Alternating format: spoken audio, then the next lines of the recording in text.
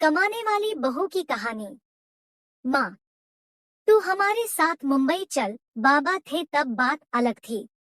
अब तू इधर गांव में अकेली कैसे रहेगी? बेटा रवि बोला। मैं सोच में पड़ गई। दिल का दौरा आने से पति अचानक मृत्यु हो गई थी। मैंने बहुत कोशिश की खुद को समझाने की। 13वीं के बाद सब मेहमान चले गए। बेटा रवि और बहू दिव्या दोनों इंजीनियर थे।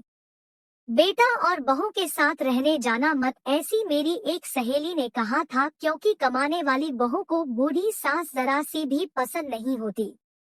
तेरे वहां जाने से उनकी स्वतंत्रता में बाधा आएगी और वह तुझे ताना मार मार के तेरा जीना हराम कर देंगे। जाने दो, भाई जब जिंदा थे तब उन्होंने अपनी सारी प्रॉपर्टी अपने बेटे के नाम पर कर दी थी। ऐसी परिस्थिति में बेटा और बहू यह मकान बेच सकते हैं और घर के सब पैसे लेकर तुझे एक एक पैसों के लिए तरसाएंगे। बेटे और बहू के साथ जाने के अलावा मेरे पास दूसरा कोई विकल्प नहीं था। 65 साल की उम्र में मेरे घुटनों के दर्द की वजह से मुझे हमारा राशन दुकान चलाना भी आसान नहीं लग रहा था। 13वीं का पूरा खर्च बेटे ने उठाया, पर छोटे मोटे खर्च के लिए बेटे के सामने हाथ फैलाना मुझे पसंद नहीं था और हमने बचाए हुए थोड़े पैसे मुझसे खर्च हो गए थे। अब परिस्थिति ऐसी थी कि मेरे पास 50 रुपए भी नहीं थे और यह बातें सोचने में मैं रवि को कोई उत्तर नहीं दे सकी।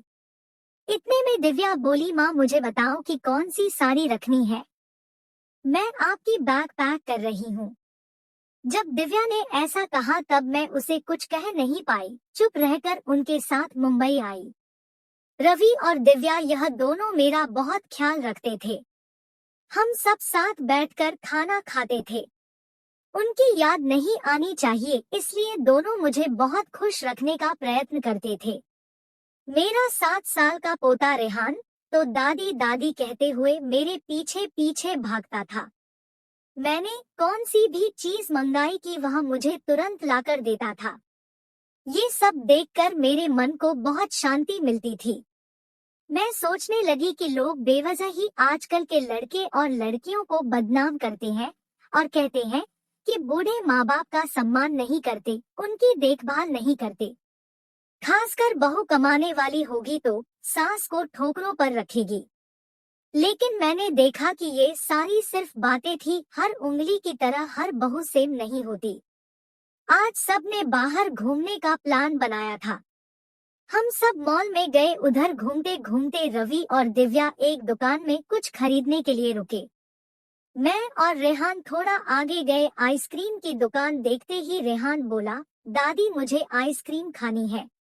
मेरे ऊपर जैसे बिजली ही गिरी, क्योंकि मेरे पास तो पैसे ही नहीं थे। दिन में कभी मुझे पैसे की जरूरत नहीं पड़ी। अभी क्या करें? मेरा उदास चेहरा देखकर रेहान वापस बोला, ले दो ना प्लीज। माफ कर बेटा, मेरी पर्स में घर भूल गई।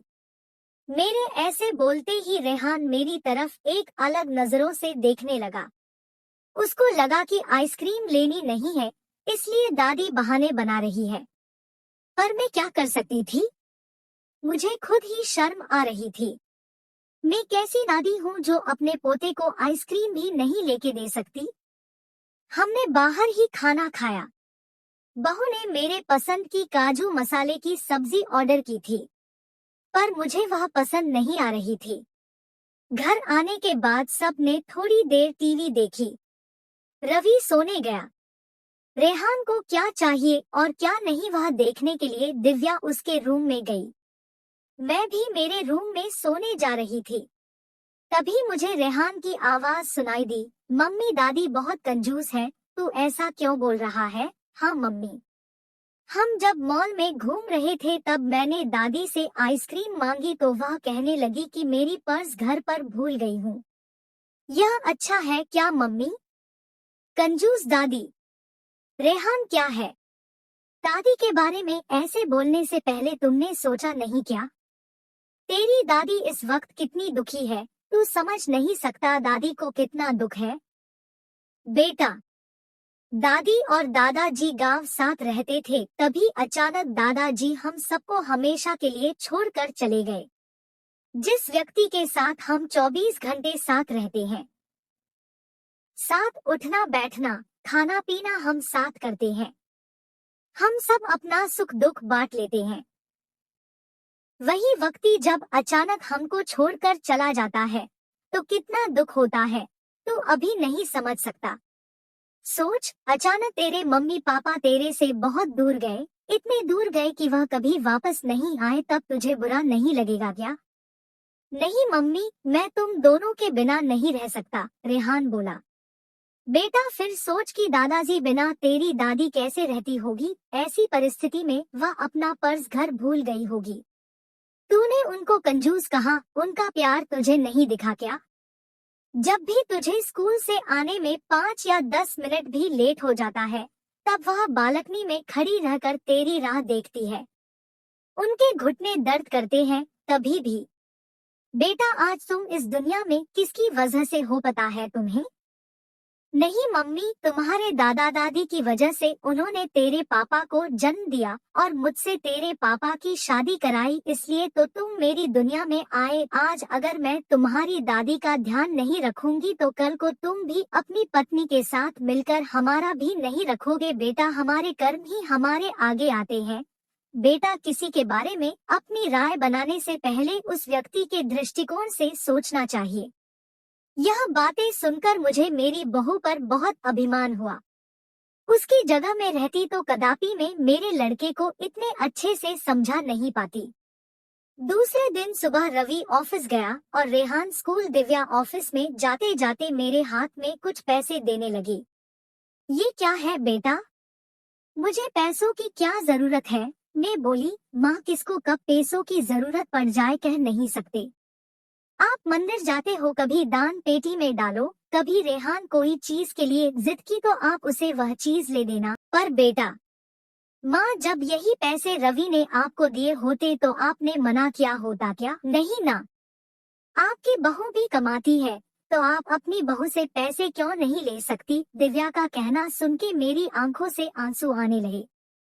जो मेरे बेटा नहीं समझ सका वह मेरी बहू ने समझा। मेरी बहू जैसी बहू सबको मिले। मैंने भगवान से प्रार्थना की ऐसी बहू मुझे हर जन्म मिले। लोग बिना कारण कुछ कमाती बहुओं का दुर्व्यवहार देखकर सब कमाती हुए बहुओं को दोष देते हैं। कुछ बहुएं दिव्या जैसी समझदार, सुलझी और बड़ों का आदर करने वाली होती है।